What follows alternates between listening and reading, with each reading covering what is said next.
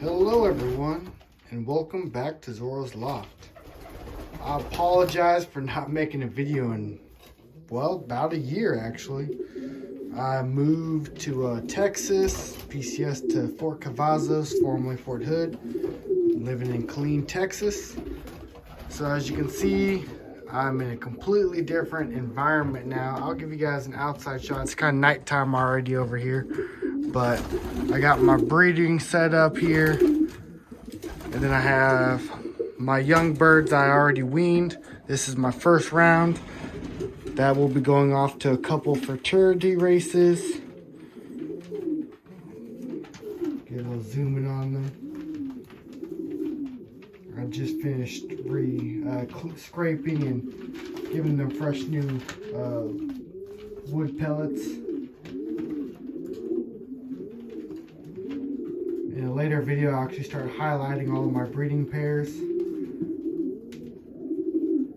But for the inside of the loft, I made the door myself along with all the perches. I did everything in the loft myself except the exterior of the loft. I had it built, one of those sheds that you can build in your backyard. So I kind of have like up here for storage.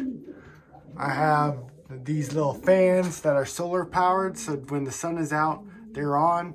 I have 3 of these in the different sections here. You can see I got the 2 end cap vents. This one's kind of blocked right now from just random stuff, but I did put a couple shelves in.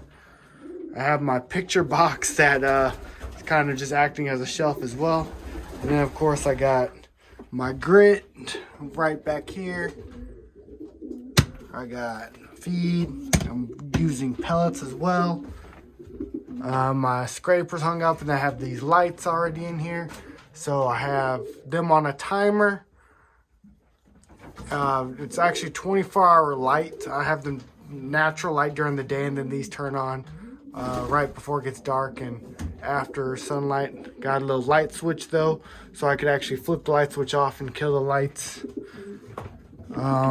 Excuse the mess in here. I haven't actually cleaned in here yet, but I was trying to listen to some other guys and building natural immunity by, you know, keeping the loft a little dirtier.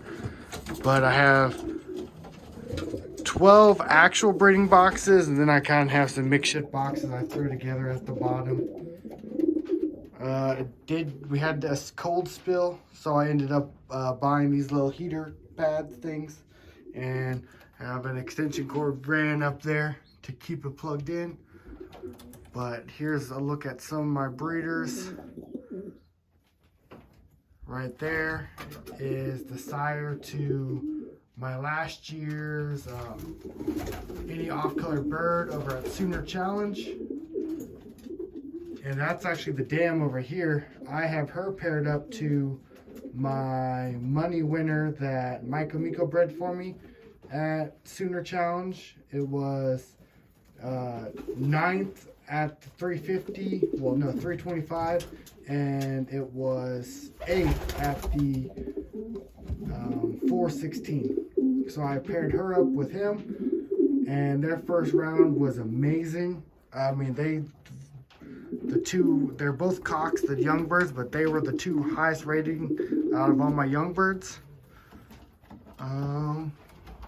One of here, right, this cock right here is actually one of the ones I got from John. So that is a Greek Connection cock. Grandsire is Who's Your Daddy. But just making a short little video. I'm not going to edit this one. I figured, you know, start afresh. I have just some random boxes thrown, I mean not boxes, but nest boxes thrown a little everywhere because some of them decided their first round to lay in the box, like this pair here. First round laid in the box, second round they laid right down there, and then third round it looks like they're going right back to that box. But here's several of my birds. Some of them actually aren't paired up. Like I got my old man here. He's a 2012 He is not paired up this year. I didn't want to take the chance of him not being fertile anymore. But if he does pair up with one of the hens that's not paired up, then so be it. I want to say this is a gift bird I got. Yep, that's the gift bird that was gifted to me from Frank McLaughlin. An awesome handling cock that he just didn't get a chance to band. So another bird I bought from him got hawked, and he sent this as a replacement. So thank you for that. This is a gift bird I got at a auction that was not an auction. Well, it was an auction, but it was the Waco pigeon show and auction. So I went there and had a couple of pigeons done up. I didn't win anything, but it was a good learning experience of what they look for in judging pigeons. And this was gifted to me at the end of the auction. You know, old timers helping out new flyers. But aside from that, I'm just rambling on about pigeons, I guess. I definitely learned a lot from this move. My pigeons had to overcome a lot because they were living in very congested pens. My old breeding boxes from last year, those individual breeding cages, they were all crushed into that while I was having this shed built and then getting the inside of it put together. So they were living it rough for a good 3 weeks or so. And then on top of that, the multi-day move of them just being in the literally pigeon crates there. But I do have a really nice aviary that I'll show you during the daylight sometime. That my friend Jerry over there, he has the Jerry's One Loft race and then Jerry's custom crates. So he built this awesome aviary for me, and he's building another aviary, the European style, for the young bird loft. So right now the young birds don't have an aviary, but I figured I'd start making videos again. I know it's breeding season, so it's exciting. And I'll start going over all the different races in later videos as well of what I'm sending my birds to. I had a couple money winners this last season, and I still have a couple more that are in some late hatch races. Go do this little zoom in on some babies before heading out for the... So I got these two little babies here hanging out, already banded. Actually, one of them was hatched 2 days late from another nest. So I put her with this other one after banding, and these two have clicked pretty well. Got one of my babies over here, so that's one of my imported hens, Blue Zorro, and she is with a proven racer and club and combine. And I can actually slide this. I built all these myself. My wife was not happy with all the time I spent in the garage, in the wood shop over, but you got that one that's going to have a nice pie to it, white flights, and then it looks like its sibling's going to be a blue bar. But I got all these cool little cards here. So the first round was actually smashed. I had some of the cocks still fighting over multiple boxes at the time, but I had their second round annotated when they hatched and their band numbers here.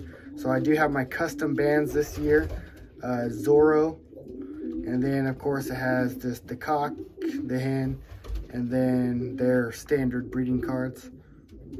So I did these ones myself. I kind of pulled up online to see how they looked, and then I created my own in Excel because I didn't like what was being left out in some of them, or one had some of these categories and not the others. So I just made up my own, and then I printed them on the colored stock to try to help the pigeons identify which box is theirs. Here's little Miss 500. She actually bred equal first in the 200 last year at Jerry's One Loft race. And here's one of her babies. The sibling to that's actually down in that other nest I was showing you. Right over here. Oh, I actually have this beautiful hen, and I'll talk more about her later, but this was a gift from Joe Nemelka. So I actually named her the Nemelka hen. And both rounds from her so far were single hatches. The one died in the nest like the same day it hatched. And then this one, the second egg just wasn't fertile at all. But there she is. I can't remember off the top of my head which race she raced in, but she was 54th, I want to say, average speed in the race. And she is off the Debacker cock. And then there's her little baby right there. All right, everyone. Like I said, I'm going to go into more details later on. I actually need to replace this nest bowl out here. And that's what I've been doing. I don't actually clean the nest bowls during the season. I just replace the pad. Helps them, build their natural amenities. This one right here, she should be going down on her second egg tonight or tomorrow morning at the latest. Got my big old feeding trough. And then, of course, grit, and more grit. So if you look in here, I got the pink powder, a picking pot, that chalk powder, the chicken feed. And I did have some young birds over in this section, and they were all hiding over there, so I put that one down, was giving them a mixture of chicken pellets and seed.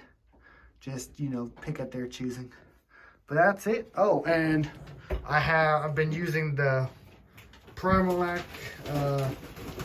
in their waters just because I went to the final race over at